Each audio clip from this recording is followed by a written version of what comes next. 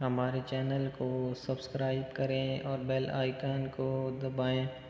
حضرت ادریس علیہ السلام کے زمانے میں ایک مرتبہ فرشتوں نے بنی آدم پر اعتراض کیا کہ یہ نہایت بدکار ہیں، ان کی جگہ ہمیں زمین پر حکومت دی جائے۔ اس پر رب کریم نے انہیں کہا کہ انسانوں کو غصے اور شہوت کی جو کمزوریاں دی گئی ہیں وہ تمہیں دی جائیں تو تم بھی گناہ کرو گے۔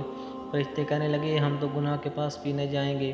فیصلہ یہ ہوا کہ فرشتوں کی اس جماعت کے دو اعلیٰ درجے کے پرہیزگار فرشتے چن کر انہیں یہ انسانی کمزوریاں دی جائیں اور زمین پر اتار دیا جائے۔ یوں ہاروت ماروت کو شہر بابل میں اتار دیا گیا۔ بابل کے لوگ ان کے پاس آتے اور ان سے جادو سیکھنے کی خواہش کرتے۔ یہ لوگوں کو خوب خبردار کر دیتے کہ جادو بڑا گناہ ہے اور سیکھ کر تم جہنم میں جاؤ گے۔ جو لوگ بھی پھر بھی اصرار کرتے یہ انہیں سکھا دیتے۔ رات کو اسم اعظم پڑھ کر یہ دونوں آسمان پر چلے جاتے۔ قسمت ان کی بری تھی کہ ان کو ایک پری پیکر زہرا نامی مل گئی کہ حسن اس کا بے مثال تھا۔ اس کے حسن کو دیکھ کر یہ دیوانے ہو گئے۔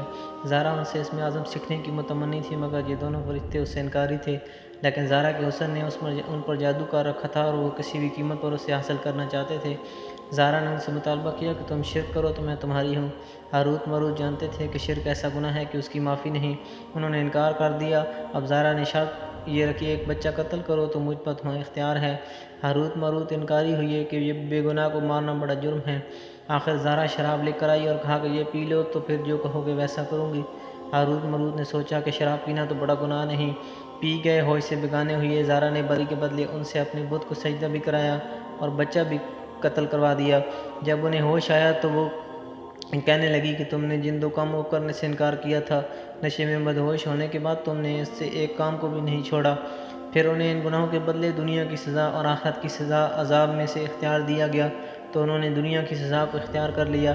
اسم اعظم پڑھ کر وہ ہر رات آسمان پر چلے جاتے تھے۔ زہرا نے ان سے نشے کی حالت میں اسم اعظم سیکھ لیا اور جب ہاروت ماروت ہوش و حواس میں واپس آئے تو انہیں یہ بھول چکا تھا اور زہرا اسم اعظم پڑھ کر آسمان پر چلی گئی جہاں رب کریم نے اس کی روح کو زہرا ستارے سے متصل کر دیا۔